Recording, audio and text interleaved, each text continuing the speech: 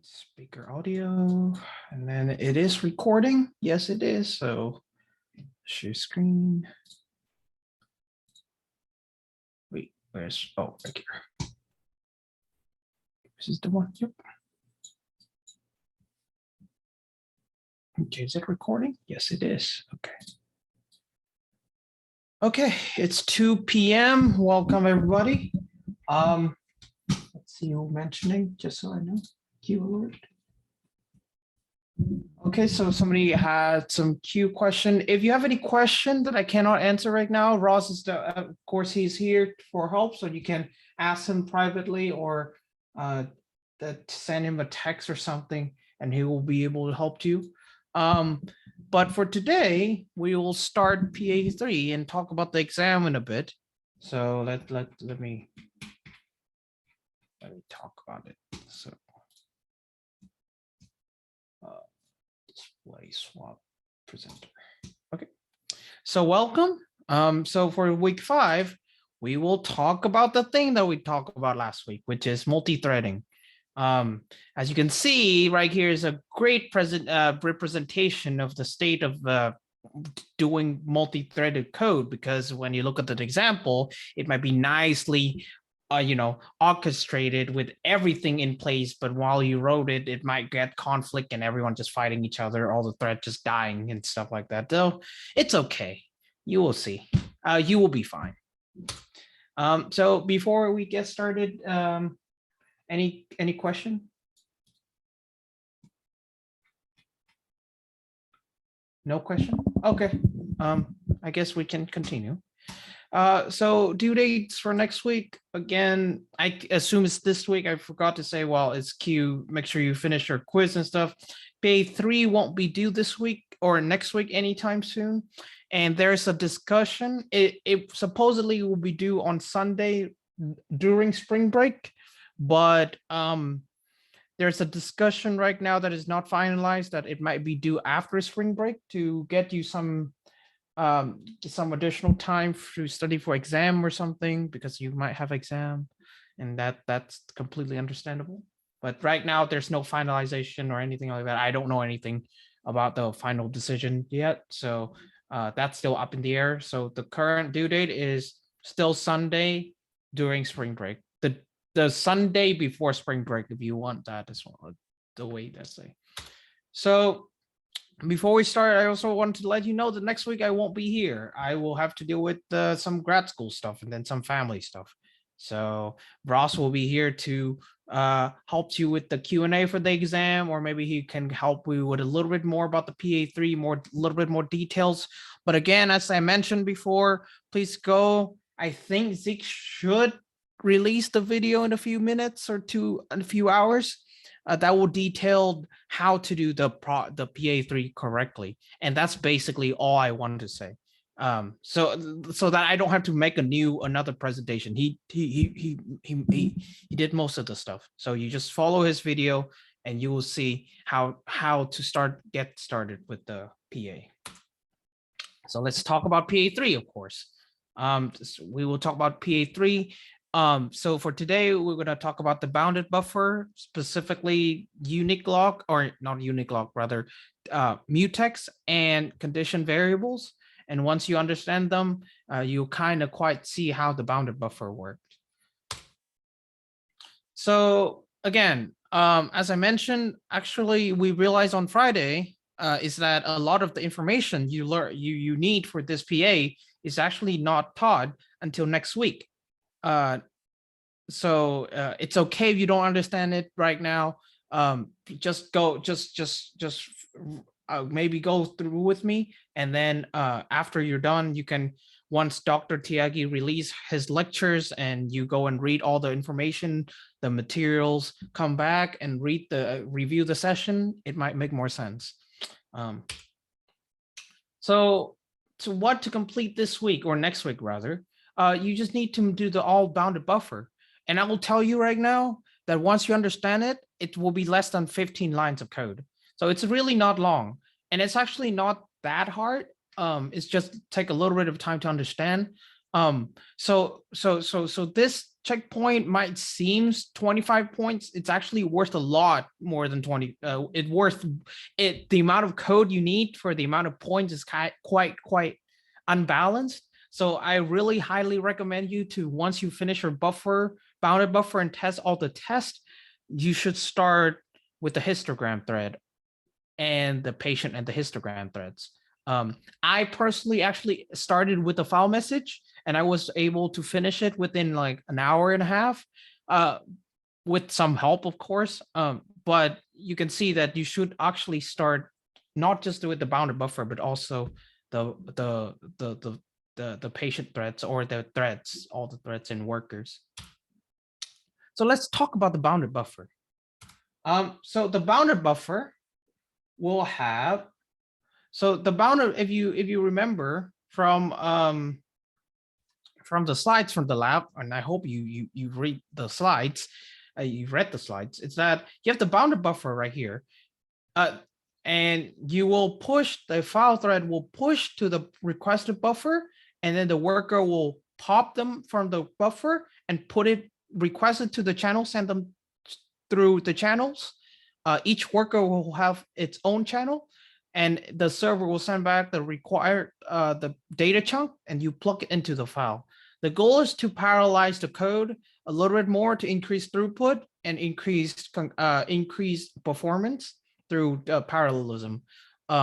So that's the goal. So let's look at the bounded buffer. Well, before we can talk about the, so why would we need the bounded buffer in the first place? Well, the bounded, because, you know, in threading, unlike processes where everything is isolated nicely for you in exchange for higher overhead and higher context switching, higher performance penalty from context switching, with multi-threading, everything is within a single process. So a lot of the data are shared across all threads. So there are many race conditions to consider.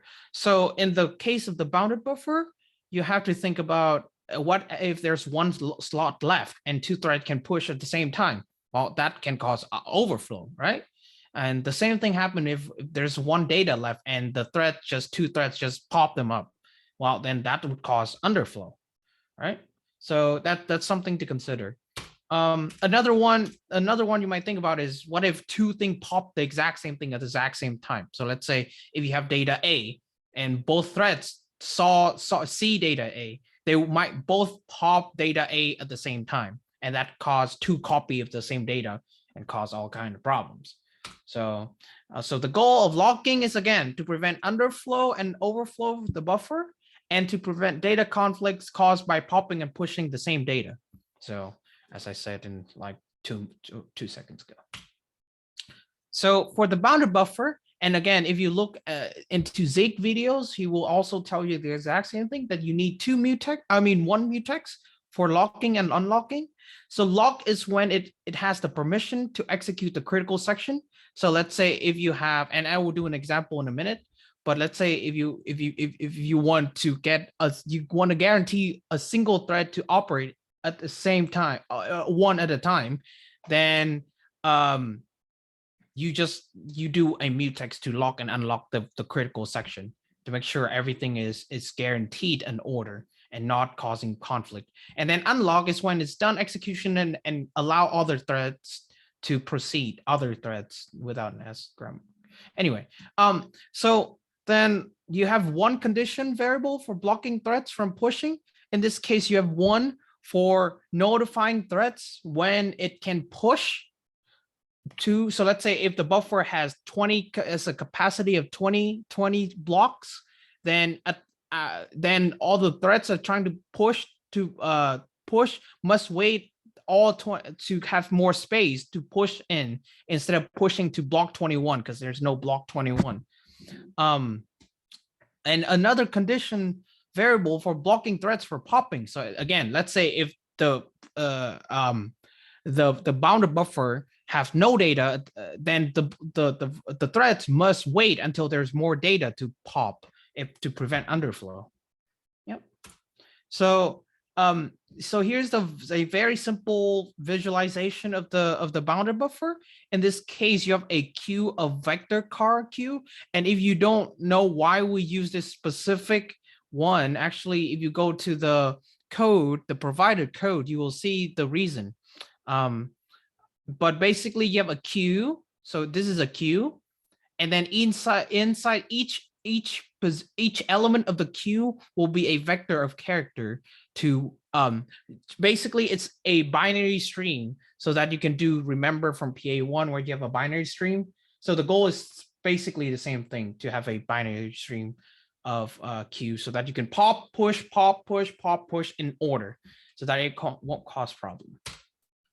So now let's look at the bounded buffer.cpp. Well, if you look at the bounded buffer.cpp, and I will talk about push right now, is that you will have you have to convert the incoming byte sequence given by the message and size into a vector of car, which actually let me show you. And I hope I won't. Oh my god, it show all the code. Never mind. Hang on. Let me only show you the one that I want to show. Can't show you the whole thing, but it's actually pretty simple. But basically you just have this in your code. That's it. And I will put it right here so that it's easier. Yep, that's it. That's all you really need for this first line, because again, we convert a sequence of byte message to size into the vector of car. And you might ask, what the heck is this syntax? Why is there like a message which is a cars and a car array, and then you have an int size? So this is the way, this is a specific syntax for you to convert between a character array or an array in general into a vector. So in this case, this is the array itself, and this is the way to do it. So you have the array plus size. I'm a little bit confused about this as well, but this is how basically this is how you convert it. So it's pretty simple. And then for wait until there's room in the queue, so you will need 2 lines of code for this one, which is you need a mutex using a unique lock mutex, and then you plug that into the condition variable for I think let me pull it up. So right here. So you need one to prevent from pushing, right? So you will do, so you have the condition variable for the pushing, and then you have the dot wait, and then you have the lock itself, and then the cap check. So cap check is actually should be a lambda function, and you don't know what I hope that you learned this maybe from another class, hopefully in 314. That's what I remember mentioned this. But a lambda function is basically just a anonymous function, a very small function within itself, within the another parameter itself. So it's a very small function that you don't need to declare in a whole new function with all the name and parameter. You just have everything within a very small amount of space. So you cannot, I think if you look up the documentation for wait, you cannot do the second parameter without a lambda function. Like you kind of need to do a lambda function, but basically this lambda function will just check for the capacity if there's still room in the queue to put. If there's room in the queue, then you oh yeah, there you go. I think he put a video. There you go. Yep. So once you finish this session, please go ahead and look at this video. It's very helpful. But anyway, but you have a function to check for the capacity, and then once and then you put, so it check if there's still room, if capacity it's less than the current size of the queue. Sorry, if the size of the queue is less than the current capacity, then you wake up another thread so that it can put more data into the queue. And if not, then the thread must wait until the condition return true. Okay, so continue until this condition turn true. Okay, so I think that's right. Yeah, I think that's right. Let me check one more time, make sure I'm not lying. Queue size. Yes, it returned true, then it unlocked. So once it so then you if you're not waiting, that means you're actually allowed to go into the critical section. Then you push to the vector at the end of the queue, make sure to unlock it manually. So you push the data into the vector that we said, and then make sure you unlock make sure you unlock. So there's a lock dot unlock, wink wink, that will help you to wake up another, so to unlock it, so to prevent waking up early. And then make sure you wake up the threads itself that were waiting for push. So in this case, you use notify one or notify all. I use notify one because if you push one, right, if one thread push, then it also mean another thread can go in after. So you don't want to wake up everyone at the same time and cause maybe some conflicts and stuff like that. So I use notify one. So, that's a lot of information, and you might be like, what the heck? But that's okay. We're going to do some demo right now. So let's start with one demo that I prepared, I think. Or not. I think I did not again. It's fine. I will have it in right now. Okay, so we talk about mutex and condition variable with an ATM demo. So is this one right here. So let me bust out my paint, and we will copy and paste this and put it in here. So we'll zoom it out a little bit. Hopefully that's good enough. Okay, that's good. Okay, so in this case, you have Alice and you have Bob. Think about them as threads, okay? And they're going into this ATM room to do their finance stuff. So and the capacity of the room can be, so one person can only be in at a time. So you can think about the capacity in your code as this right here, and of your bounded buffer as this. And then if you want to think about how do you present a mutex and a condition variable, you can think a mutex as the lock itself, okay? The lock. And the door is the condition variable, so that it blocks people based on the condition of the lock to block people from block threads from going in and out of the critical section. So let's say now Alice go first, okay? So when Alice go in, okay, she goes in, she does all her stuff. While she goes in, right, she will lock the door to prevent another person from going in, because the capacity is one. So now the light turned red, meaning it's locked. So that Bob must wait until Alice is done to go in, right? So he's just sitting outside, not doing anything, waiting for Alice to do her thing inside the critical section, or the ATM room in this case. And the door is signaling that, hey, you can't go in, please wait. So once she's done, okay, so once she's out again, then the light turned green again. So we'll turn green right here. And so now Bob is like, oh, okay. So now I'm signaled, and Alice will do the notify one, which means now Bob can go in and does his stuff. And now it locked again. So now he holds the locked. He has the locked. So now he will, it will become red again. So that's basically the whole goal of locking, is to prevent two people, in this case Bob and Alice, from going into the same ATM at the same time. If you see the door open and then they don't have any signaling system, then both of them might jump into the same room at the same time, violating the capacity size right here. So once Bob is done, then again you do all of that, and that's basically how condition variable and mutex works.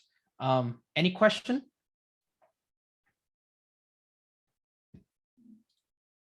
Oh, no question.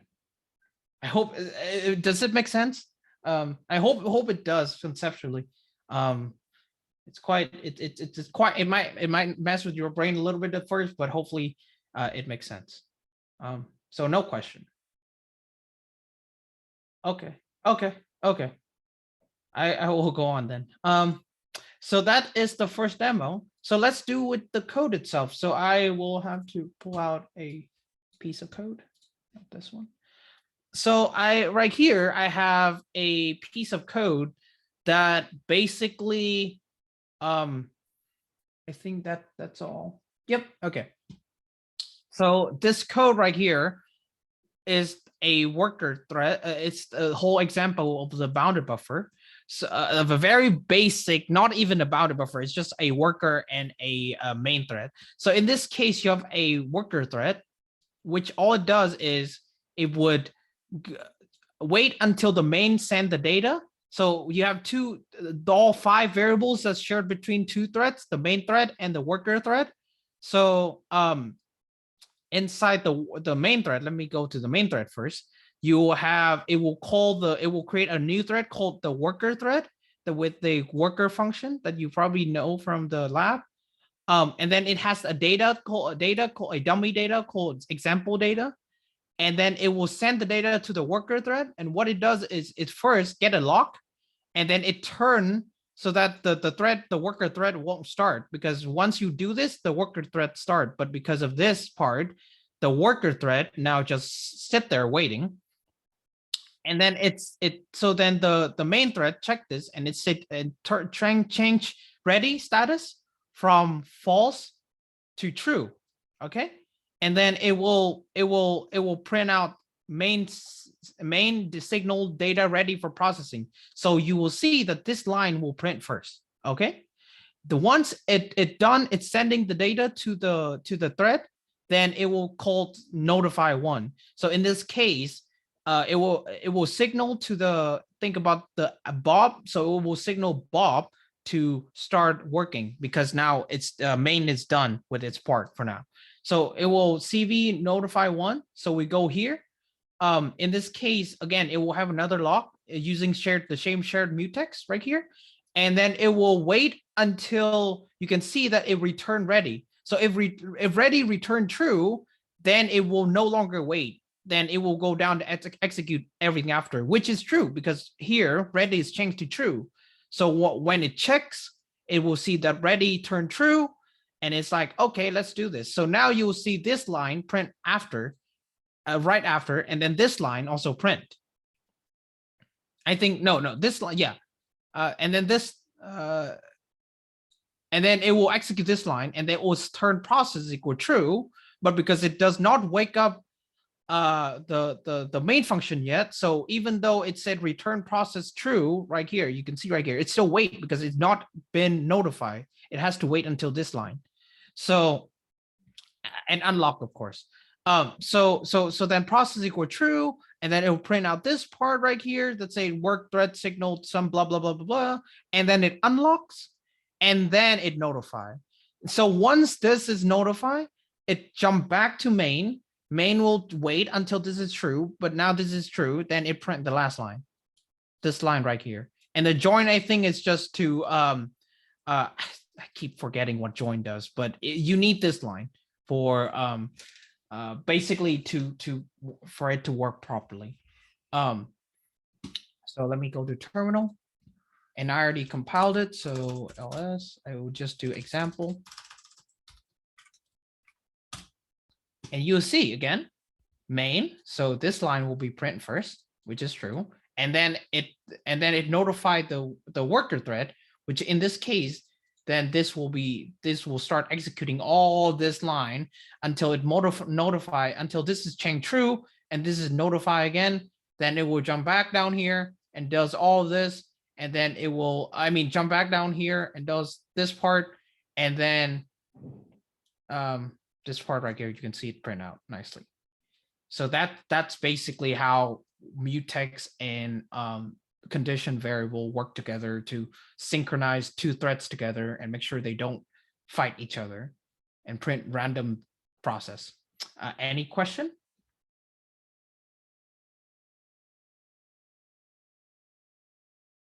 Okay. Okay. Is it helpful? Does it make sense?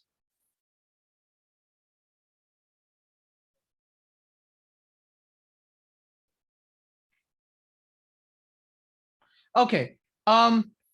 If you, I mean, in the, hang on, let me, okay, I can't show this code, but basically, in the bounded buffer, it gives you all the steps that you need for the sequence on how to do it. So you kind of just follow the sequence. Can you see the step that they show you? In the, yeah.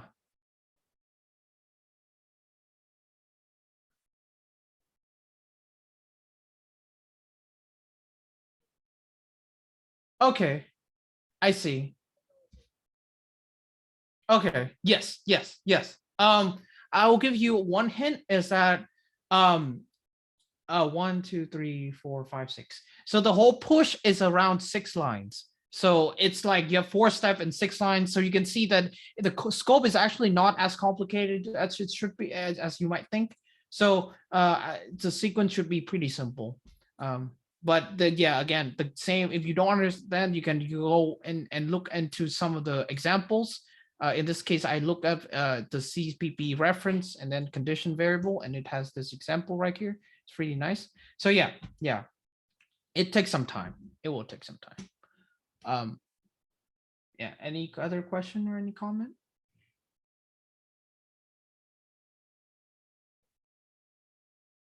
Okay. So a mutex is a lock, and let me actually, you know what? Let me pull up what a mutex. So a mutex is, you can think about it again, if you look at this example right here, a mutex is like a lock, that lock threads that basically signal thread to be blocked or not locked. So let me pull up. So again, if you have a door, right, and you have a lock, then the lock itself will be a mutex. And the door that blocked the thread physically will be a condition variable. So the door is the condition variable that hold a lock that if you, let's say Bob has the ownership of the lock, then he can basically have the full control over when to unlock and when to lock the condition, when to block and when to unblock other condition, other threads from entering this critical section. So the lock, it's the mutex itself, you can think of it as like a, like, it's mutex thread lock unlock function visible. So it's the way I use think of it as like, it's like a lock that will that a thread has the ownership over it that you can use to unlock and lock and enter the critical section. Does that kind of make sense? Yeah. Okay, yeah. So but yeah, so that's basically what the example code is. So now let's me do a bounded buffer demo. So in this case, I will just do, because again, you will have to implement the code yourself. And I will tell you straight up is that in the past, I might give you too much code. So I can't really give you that as much code as I used to give, because that kind of defeat the whole point of the thing. So I will give you a graphical graphical representation of how to do the bounded buffer with this little vector car right here. So let me make out a paint again. Okay, so you will have, and you know the structure right here. It's a queue of car vector car. So that should be pretty simple. So let's say you have a worker right here. Actually, I lied. You have a file thread. So a file thread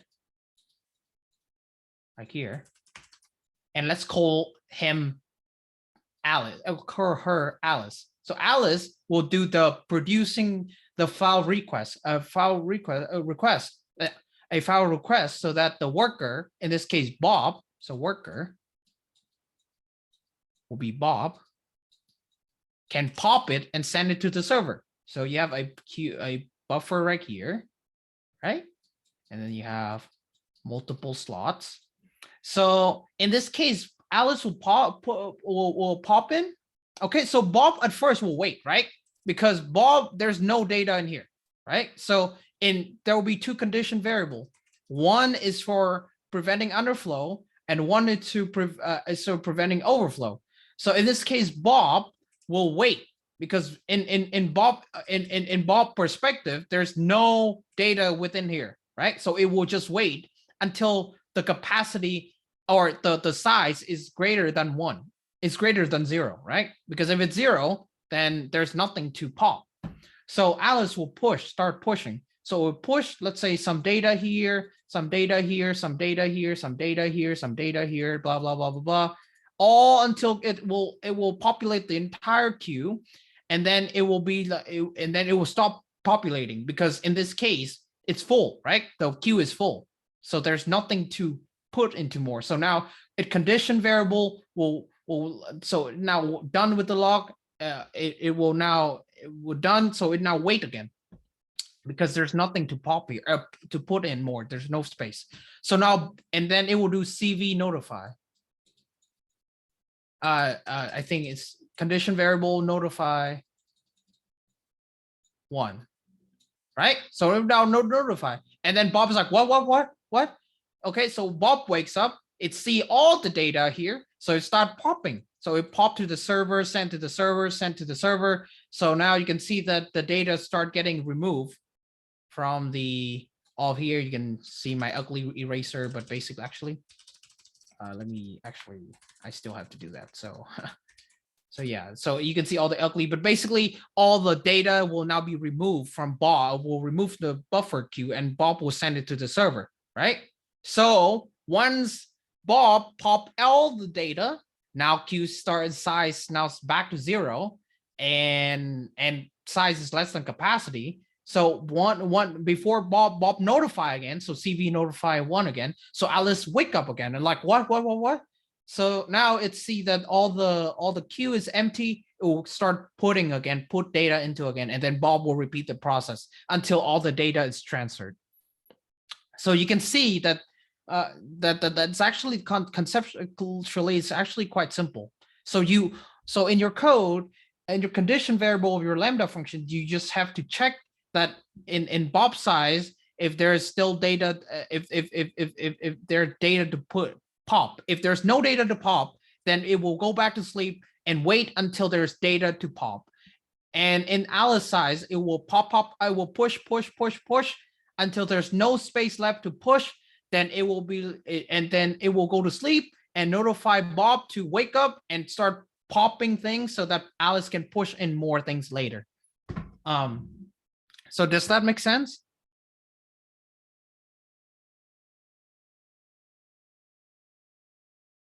Okay.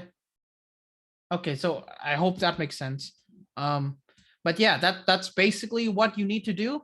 And the code itself, again, as I specify, first of all, go and watch Zeek videos, and then you can see that what exactly you need to do. And if you have additional questions, you can ask everyone, ask Ross, ask me, ask everyone, other PT and TA, then they will clarify with you if something is confused. But that's it. That's basically the bound buffer. So let me go back here.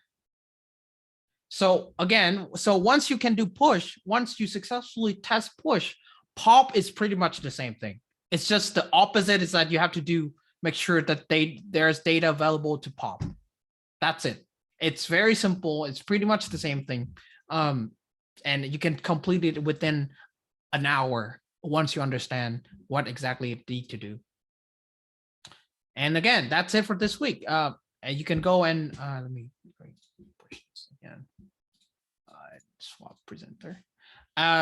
You go and watch the lectures and watch Zeke's video about how to get started, and then you will know what you need to do.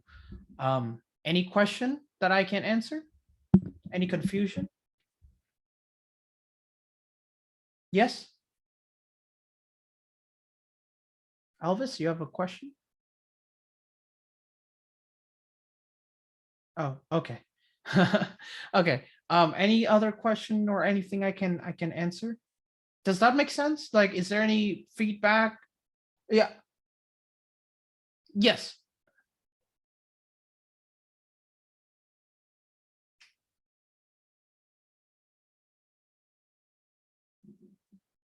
Mm, mm. Yes, you just need to complete. I think they haven't filled this out, but basically this is all you need to fill out, is that you need three a mutex and a condition variable here. I guess it's the biggest head and could give today. So you just need to this, and then you do the bounded buffer part. And then once you complete these two, you can get, I think you can get, if you do make tests, it should give you, you should pass most of it right away.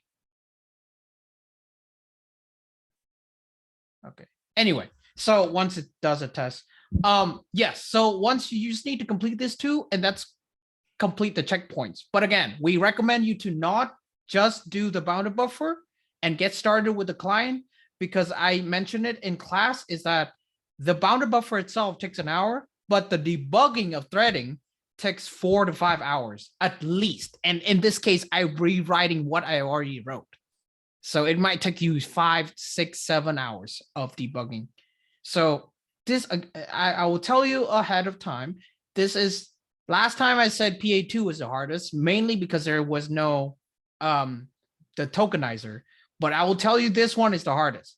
Now that the PA2 has the tokenizer, this one will be the hardest. So please get started early, get helps, and you will be done before spring break.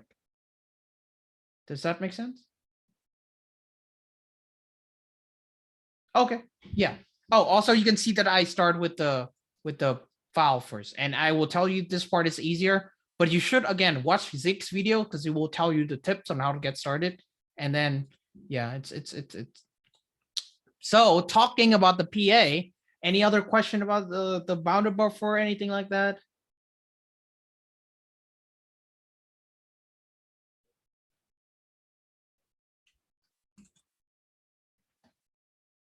Yes. So you put it in here. These are the 3 lines you need. That's it. For in the .h. So you have a mutex that does a locking and unlocking, and then you have one to notify data is available to pop, and then you have one for slot available. That's to wait for the push. That's it. Those are the three things you need. Does that make sense? Yeah.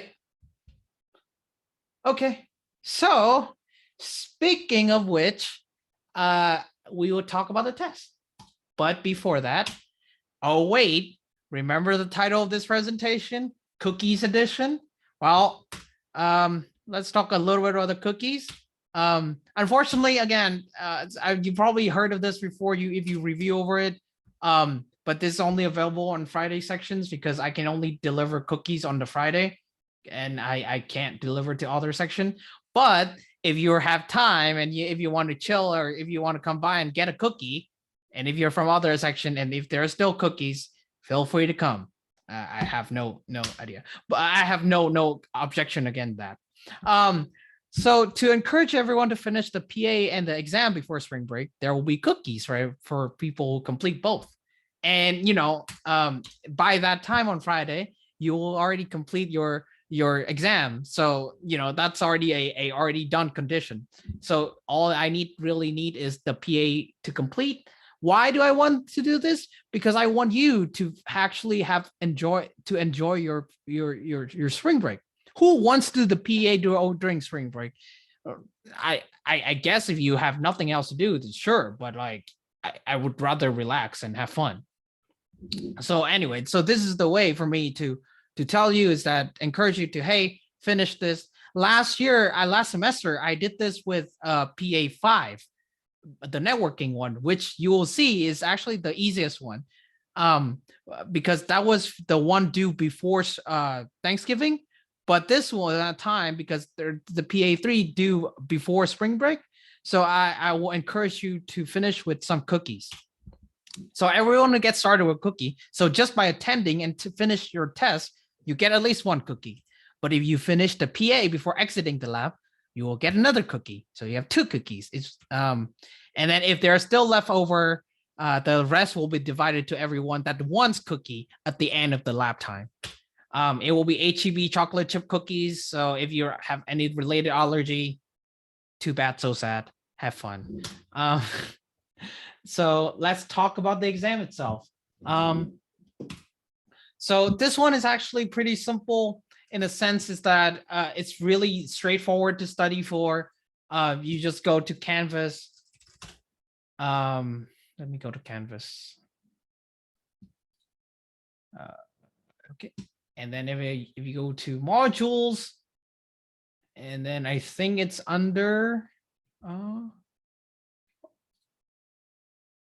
think it's under week 5. Is it week 5, week 4?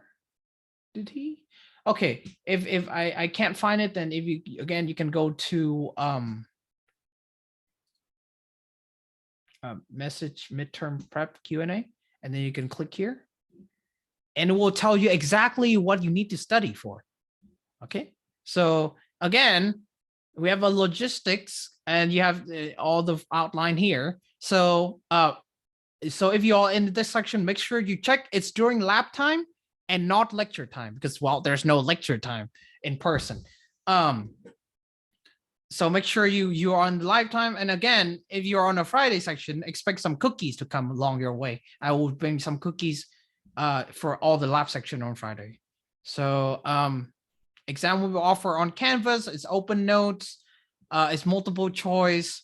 The question will be mostly tests on conceptual understanding of the material and all of that. And you can read all of this. And the coverage, again, you need to know operating system evolution, basic roles of OS, exception, Unix process, Unix IO, scheduling, and concurrency and threading. So make sure you understand them conceptually. We're not here to test you trick question. We're not here to fail you and try to like make you fail by forcing you to do some absurd question. It's that if you understand the concept and if you did your lab, you did your quizzes, you've listened to lectures, you went to the lab, you did the PAs by yourself, then you should be you will do a fantastic job on the test. And you can all of this.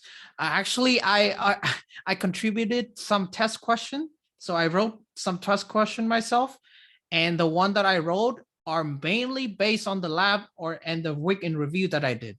So anything that you remember, anything that I emphasize, it might show on a test. It depends on how Dr. Tiagi choose questions. There's will be a test banks that he will take out some test questions, and then you will just take the question. You will do the question.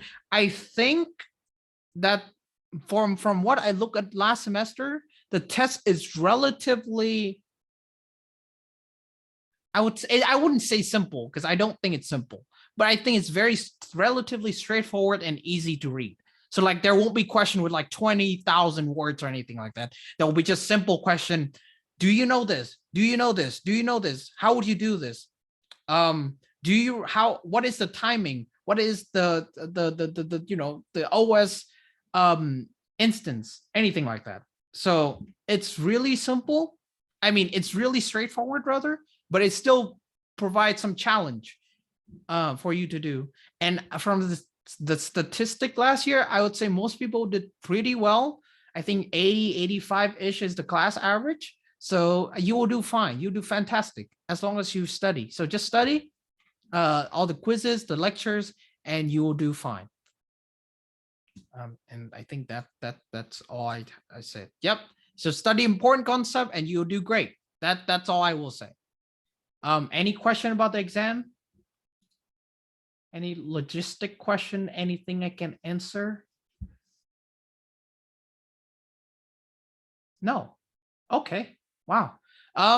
Well, I think, and yeah, Ross will host next weekend review. Probably additional help for PA3 and some test questions or anything over the test. And Ross, do you have any other thing you want to add?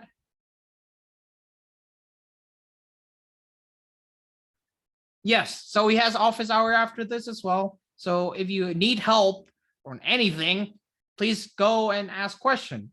And don't be, okay, I will tell you this. There are still students who come and ask me question after the due dates, and we have 2 weeks to do this. Please do your things on time and ask question early so that I won't have to wake up at like 12 a.m. and like look at the teams and like what the heck is going on. So please do your things early. And ask question, please. And that's it. Q&A. Any general question that I can answer? Any confusion, any logistic question, anything like that? No. Okay. Well, I guess I don't want to take more of your time. If you have anything specific, then you can go and join Ross in a bit. And I still have 15 minutes, so I will also be I will create a new room that will have that you can go and enter, and then I will, and make sure you queue yourself up if you have a question privately. Queue yourself up, and then I and Ross will be able to help. I think also Lane will be here, so Lane can also help as well. So all three of us, if you have any question, please let us know. Beside that, I will close this channel, and thank you very much. Thank you.